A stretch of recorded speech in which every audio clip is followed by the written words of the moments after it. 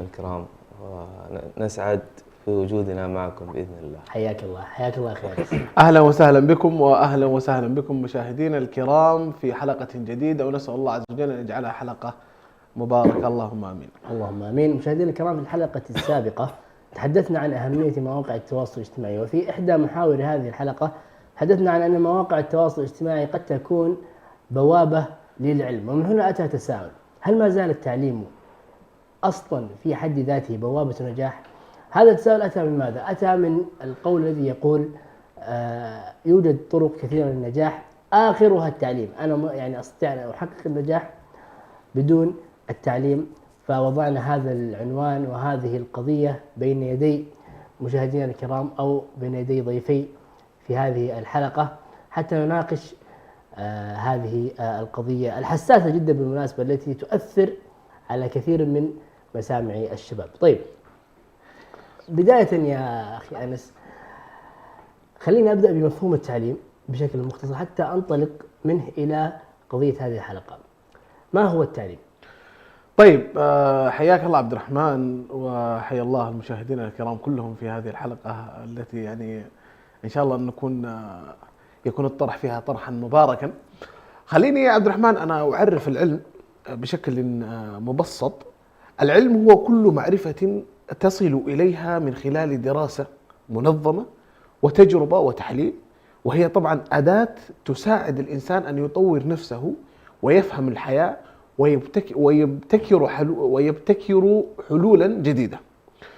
ولنأخذ التعريف بشكل مفصل، هناك العلم يشمل نوعين: علم نظري، ما نتلقاه في الجامعات وما يفعله الطلاب مثلا من بحوثات وقراءة والمعرفة الأكاديمية، هذا علم نظري. حلو. وهناك علم آخر، علم تطبيقي، اكتساب مهارات جديدة في الحياة، التجربة والتعلم الذاتي. خليني أبسط الموضوع الآن. في تصور بعض الشباب يعتقدون بأن العلم هو علم نظري فقط، بمعنى يقول لك أنا أنتهي من الثانوي وأنتقل إلى الجامعة، ومن ثم أخذ الشهادة الجامعية وأكتفيها هنا، ويغفل عن أن هناك علم آخر هو العلم التطبيقي. كان يقول أحد الأخوان الحبايب إلى قلبي، يقول هناك جامعتين: جامعة تتلقى منها العلم وهي يعني أي جامعة موجودة في الحياة، والجامعة الثانية هي جامعة الحياة، لا تقل أهمية عن العلم الذي تتلقاه في داخل الجامعة. فالجامعة نفترض الآن قد تعطيك المواد وتعطيك المنهج العلمي وتستفيد أنت علميا، ولكن في أمور الجامعة لا توفرها لك. جميل. هذه لن تستطيع أن تكسبها إلا بالعلم التطبيقي كالتجربة. حلو. أفترض أنت الآن خلينا نتكلم كتجربة التجارة. الجامعة أو العلم النظري اللي هو الجامعة لن تعطيك هذا العلم كامل، ولكن التجربة هو داخل العلم التطبيقي. فمن أجل لا أطيل في هذه النقطة، العلم له وجهتين: الوجهة النظرية وهي الجامعات وإلى آخره، والنظرة الثانية هي النظرة التطبيقية التي من تحت بنودها التجربة والتعلم وممارسة الأمور الداخلية. هذا بشكل مبسط. جميل جدا. طيب، لو احنا بعد ما فهمنا هذا المفهوم يا أخي عمار، يعني أنس شرح لنا ما هو العلم. الآن هذا العلم أصبحت مسؤولية، هل هي تسقط على الفرد أم على المجتمع؟ بما أننا فهمنا أهمية العلم وفهمنا يعني من التعريف فهمنا أنه لا بد للعلم أن يكون مسؤولية سواء مع الفرد أو على المجتمع. فأنا أسألك عمار، هل الفرد هو المسؤول أم المجتمع؟ كلام جميل. أولا بسم الله والصلاة والسلام على رسول الله. اللهم صل على محمد.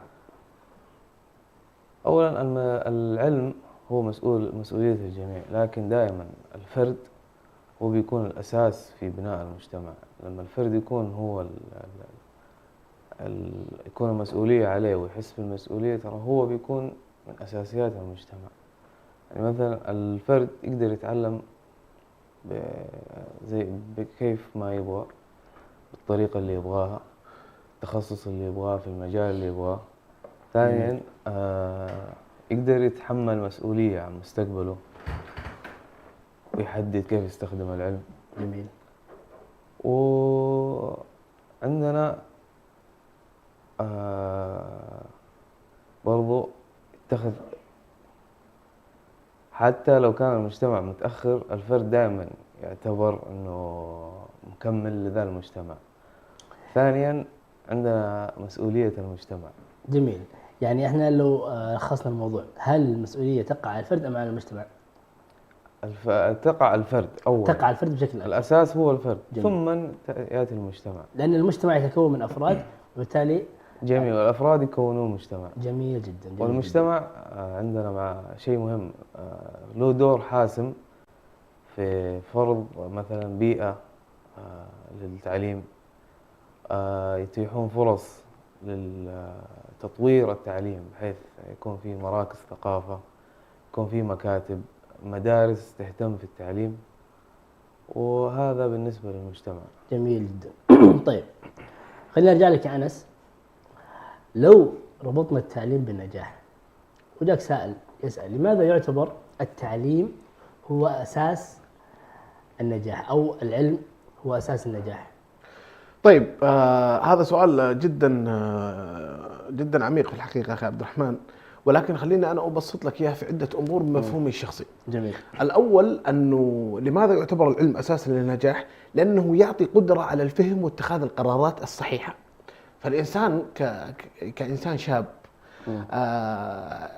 لابد له في بداية شبابه أنه طبعا تعرف يعني مع سن المراهقة وهكذا تدخل بعض الأمور تحتاج أنك أنت تتخذ فيها قرارات صحيحة بعد توفيق الله عز وجل. العلم هو سبب من أسباب، يعني خليني أقول لك سبب من أسباب أنك أنت قادر أنك تأخذ قرار صحيح، وقادر أنك أنت تمشي على الطريق الصحيح. الأمر الثاني، يفتح أبواب وظيفية. أنت الآن انتهيت من الجامعة وعندك محصول علمي، فالآن الجامعات قاعد تطلب، أو عفوا الفرص الوظيفية تطلب منك علم معين. يشوفون يسووا لك مثلا الانترفيو، ثم يشوفون أنت ما مدى فهمك للتخصص اللي أنت داخله. هذا أمر الثالث، ممكن أنه العلم يساعد الإنسان أن يطور نفسه باستمرار. فأنت إذا بدأت حبة 2 3 4 5 6. والأهم من هذا أن الأصل في العلم يهذب السلوك. جميل. ليش؟ كيف؟ لأنه يطرد الجهل، والجهل هو أساس كل شر.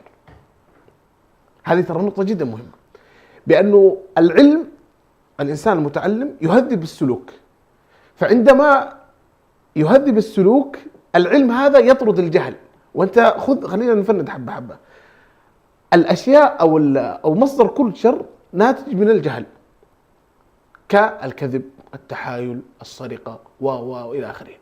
فأحيانا الإنسان يوم يسلك طريق العلم تراه يهذب سلوك الإنسان، فتلقى أصلا أنك أنت ممكن أنك تميز بين العالم وغير المتعلم في سلوكياته البسيطة.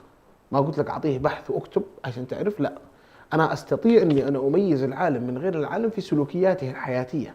حلو. تجد أن أصلا المتعلم واعي، عارف أنه لا يدخل مثلا في سفاسف الأمور، ولا يدخل مثلا يعني في شيء قد يصل الإنسان أنه يضطر أنه يكذب، يسرق، يتحايل على أي بني آدم. تلقى أنه ارجع شوي خطوة، تلقى 80 إلى 90% الإنسان هذا متعلم وواعي. جميل. ولكن إذا كان الإنسان يعني جاهل، ولا أعمم هذا الكلام، ولكن بنسبة تقريبية، بأن الإنسان إذا كان جاهلا ينتج مع هذه الأمور التي يعني تنجذب إلى الشر، كالسرقة كالامور اللي الامور الشرانيه بشكل عام. فلذلك العلم انا في وجهه نظري من اهم. لماذا يعتبر العلم اساسا للنجاح؟ رقم واحد عندي بانه يهذب سلوك الانسان بعد توفيق الله طبعا، ولكن اهم شيء واللي انا لاحظته بانه العلم يهذب سلوك اي انسان. فلذلك انت تستطيع انك تعرف المتعلم من غير المتعلم في سلوكياته الحياتيه. نعم. جميل جدا. طيب احنا عرفنا لماذا العلم يعتبر اساس النجاح. في طريقك في العلم راح تجد معوقات قطعا، لانه في كل طريق يؤدي الى نجاح راح يكون فيه معوقات. خلينا اول شيء نتعرف على هذه المعوقات قبل ان نعرف كيف نتعامل معها يا عمار. جميل. أولا المعوقات هي الأشياء التي تحيل بينك وبين الوصول أو النجاح. جميل. عندنا مثلا من المعوقات الموجودة والمنتشرة هي الآن، عندنا مثلا ضعف في الرغبة التعليمية. جميل. الناس تجي تقول خلاص أنا مالي نفس أدرس، مالي نفس في التعليم، خلاص أنا طفشت. فهذا لحد ذاته معوق ومشكلة كبيرة يعني. عندنا دائما غياب مهارات الدراسة. حلو. يعني مثل تنظيم الوقت، وتعرف تنظم وقتك ومعلوماتك وكل أمورك بحيث أن كل شيء يكون عندك مرتب. هذه برضو مختفية دائما. وعندنا معوقات اجتماعية برضو جدا كثيرة. وعندنا مثل ضغوط الأسرة، أحيانا الضغوطات اللي في البيت والمشاكل الداخلية هي بتسبب ممكن مشكلة في الوصول في التعليم أو النجاح. جميل. يعني لو كذا فكرنا فيها بشكل عام، المعوقات كلها تقع على الفرد وليس على المجتمع. كما ذكرنا في النقطة الماضية أن المسؤولية تقع على الفرد، أيضا المعوقات سوف تصيب الفرد وليس المجتمع، من تنظيم وقت، من مشاكل اجتماعية، من مشاكل. وبالتالي يعني لو احنا ركزنا على موضوع المعوقات، لابد للإنسان أن يعرف كيف يتعامل مع هذه المعوقات كفرد. جميل. صحيح. جميل. طيب والله يا أخي الموضوع هذا كيف أقول لك يا أنس، يعني تقدر تقول إنه حساس وشامل، ويعني فيه نقاط كثيرة. يعني أنت لو حاولت إنك أنت تأخذ أكثر أو أبرز النقاط اللي فيها ممكن يعني نحتاج إلى حلقات ويعني أمور كثيرة، لكن خلينا نركز على جانب مهم من جوانب العلم، واللي يعني يركز عليه كثير من الشباب في هذه أتكلم أنا في هذه الحقبة الزمنية.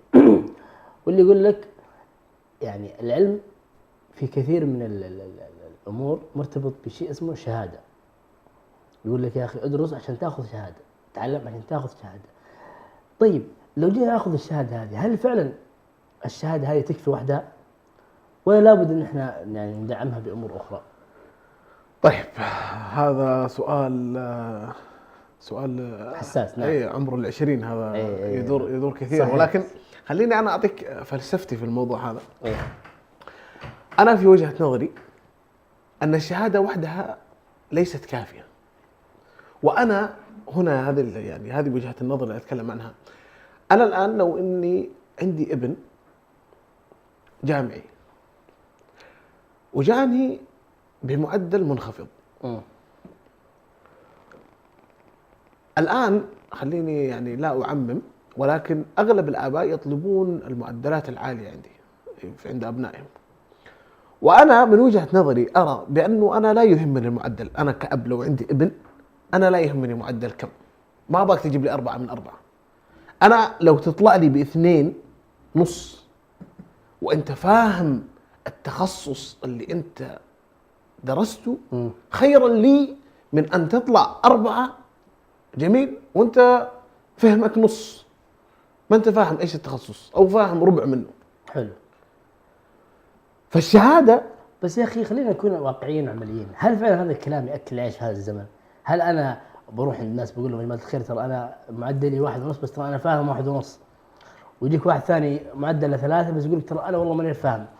يعني احنا لو طبقناه على ارض الواقع، هل هذا الكلام فعلا ما هذه المشكله. المشكله بانه الانسان اصبح عباره عن ورق. اي هذه هذا اكبر غلط. جميل. ما انا لا يمكن باني انا اقيم كعبد الرحمن او اقيم عمار او اقيم اي انسان قدامي بالشهاده اللي هو يمتلكها. نعم الشهاده مطلب، ايوه، ولكن ليست كل شيء. وانا الاكتفاء فقط بالشهاده يعني شوف، خليني انا اكون معك واقع. المسار الوظيفي سريع جدا والرتم فيه عالي والتنافس فيه يعني الى اعلى صعيد. فانت كون انك انت تقف على نجاح واحد هذا غلط. كان يقول واحد من المدرسين المهنيين كان يقول تعامل مع النجاح كأنه إيجار وليس ملك. كيف؟ الآن أنت لو عندك بيت إيجار، سددت الإيجار هذا الشهر هذا، أنت أول ما تسدد خايف من إيش؟ من الشهر القادم. فأنت قاعد تتعب تجمع لإيش؟ عشان إنك أنت عندك بيت إيجار هنا خايف منه. حلو. ولكن لما يكون عندك ملك ترتاح. فيقول لك تعامل مع النجاح كأنه بيت إيجار عشان تكون يعني عشان تتحرك. يا سلام. لأن احنا ذكرنا في حلقات سابقة بأن الإنسان جميل إنه يمسك طريق واحد. يا سلام. ولكن لا تبعد. ترى العالم قاعد يتطور سريع جدا. هذا كلام أنا الجميع يعلم بأن العالم قاعد يتطور. أنت واكب، لا تقف فقط على شو اسمه على الشهادة. لكنك أنا لا أطلب منك شهادة 2 و3، لكن واصل. الآن طور من المهارات، لا تستمر على شيء معين. النجاح ليش يقول لك اللهم صل على محمد، الوصول إلى البقاء في القمة أصعب من الوصول إليها. يعني أنت توصل صح أن في صعوبة، ولكنك أنت تواصل بأنك أنت في القمة هذه صعوبة أخرى أيضا، بل أصعب من الوصول إليها. فلذلك أتعامل مع الشهادة نجاح نعم، ولكن لا تركن إليها. أتحرك، شوف اللي بعده. وأنا في بعض الناس تخاف من موضوع الفشل. ايوه. يقول لك يا اخي انا خايف اني افشل في هذا الموضوع، وانا خايف اني اذا دخلت مرحله ثانيه يعني افشل. وهناك حديث فيما معناه يقول انه الانسان على او الله اعلم هو حديث او لا، ولكن يعني خليني اقول لك انا في مقوله يقول لك الانسان على قيد التعلم ما دام حيا. أنت موجود، أنت على قيد التعلم إلى آخر رمق لك في حياتك. ما في مشكلة، أنت تخطأ. أنت من سلالة بني آدم. جميل. وسلالة بني آدم خطاءة. والنبي يقول خير الخطائين التوابون. تخطأ تتعلم، تخطأ تتعلم. هذه الحياة. عمرك لن تكون في طريق صحيح طول حياتك، ولن تكون في طريق فاشل طول حياتك. ولكن أنت يوم توازن بينها وتعرف بأنك أنت عادي الخطأ أو الفشل تتعلم منه، ثم تنتج شخصية أخرى، ثم تتعلم حتى تواصل وتواكب المجتمع اللي حولك، وتواكب التطورات، وتواكب بأنك أنت أصلا العلم معك في كل وقت. جميل؟ أحسست إني طولت شوي في النقطة دي. لا بالعكس براحتك. لأن يا أخي هذه النقطة ليش أنت طولت فيها؟ ليش أنا مستمتع بالحديث؟ لأنه هذه هي مربط الفرس.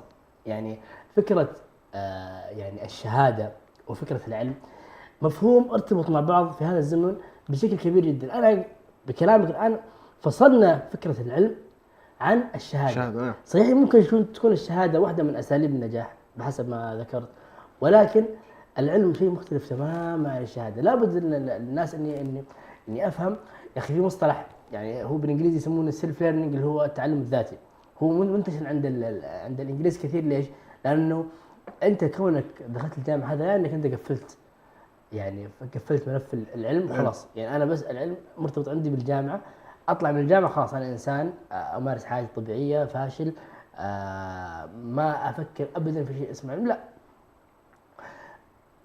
في ذلك في الحلقة السابقة ذكرنا أنه إحدى مميزات وإيجابيات السوشيال ميديا اللي هو إيش؟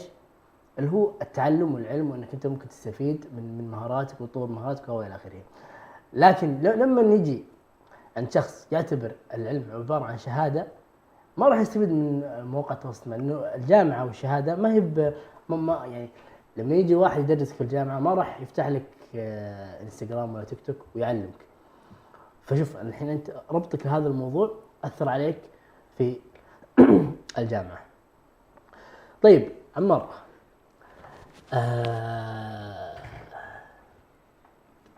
تكلمنا قبل قليل عن المعوقات. إيه. الان دائما احنا نعودنا مشاهدينا الكرام في برنامجنا ان احنا ما ناتي بالمشاكل فقط، بل ناتي بالمشاكل والحلول. فما هي حلول المعوقات التي ذكرتها قبل قليل؟ جميل. عندنا الحلول موجودة دائما في كل موضوع، عندنا حل بإذن الله. وأتوقع أن الوقت ما يسمح لنا، فاختصرتها في نقاط بسيطة هنا.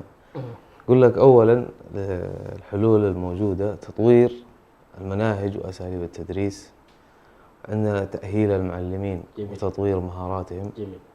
تحسين البيئة المدرسية، دعم الطلاب نفسيا وأكاديميا، تشجيع دور الأسرة والمجتمع، وعندنا دعم الاقتصادي في الدولة أو في نفس المجتمع التعليمي أو البيئة التعليمية، وإدماج التكنولوجيا في التعليم. هذه في الحلقة السابقة أتوقع تكلمنا عن التكنولوجيا وفوائدها، وهذه من ضمنها أنك تضيف العلم مع التكنولوجيا وتستفيد منها بإذن الله، أو التواصل الاجتماعي بصفة عامة. جميل.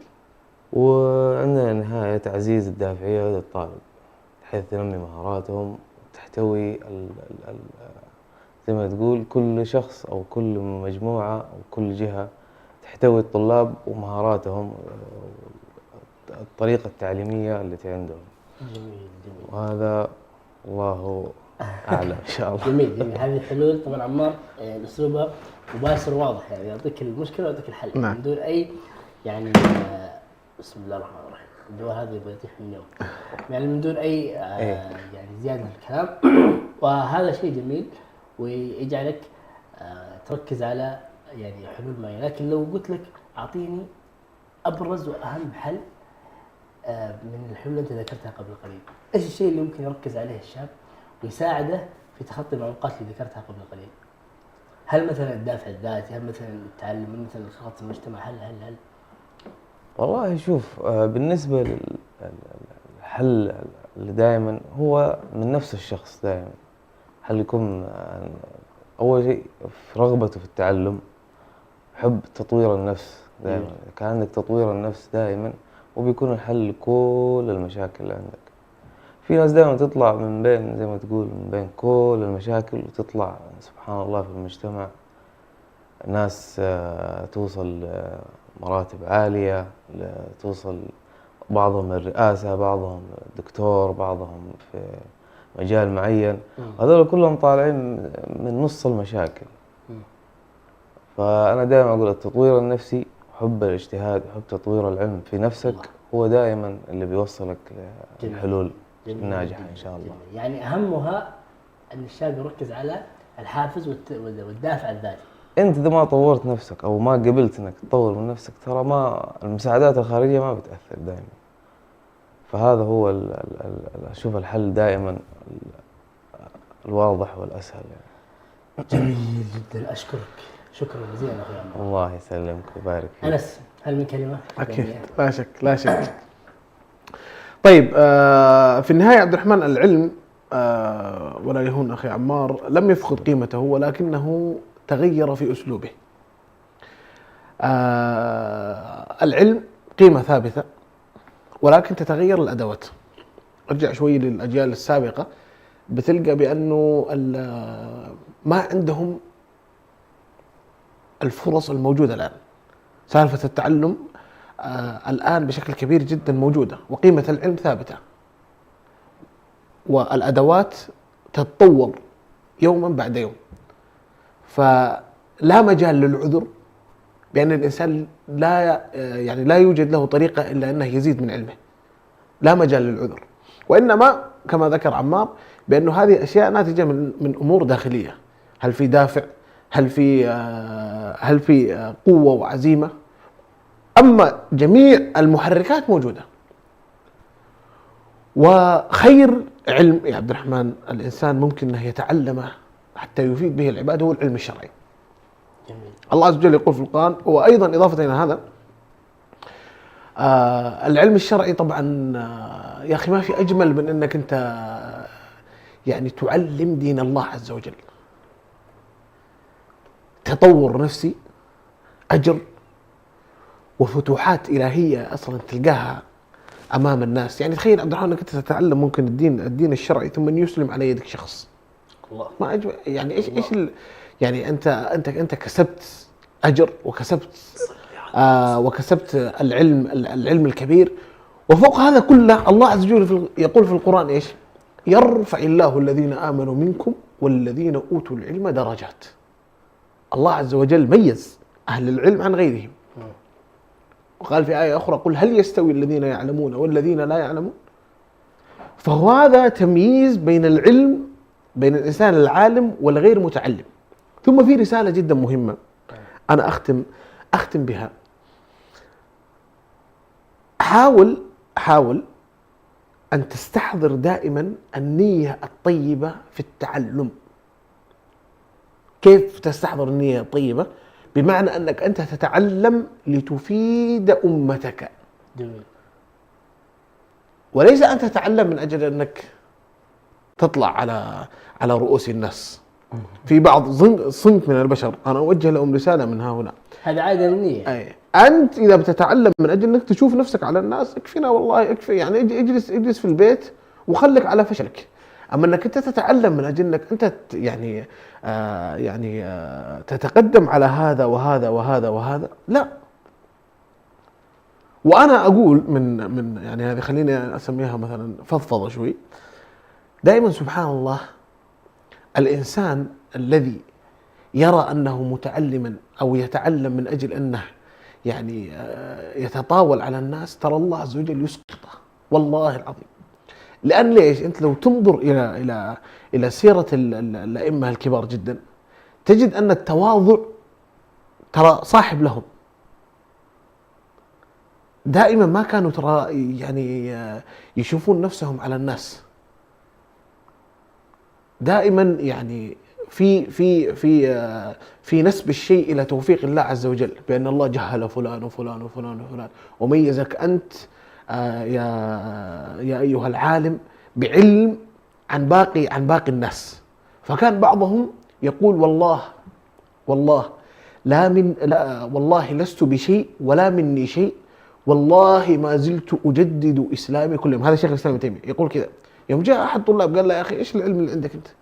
قال والله لست، شوف نسب الفضل لله عز وجل، يقول والله لست مني شيء، والله لا مني شيء ولا بيدي شيء، والله ما زلت أجدد إسلامي كل يوم، أنا المكدي وابن المكدي وهكذا كان أبي وجدي. الله.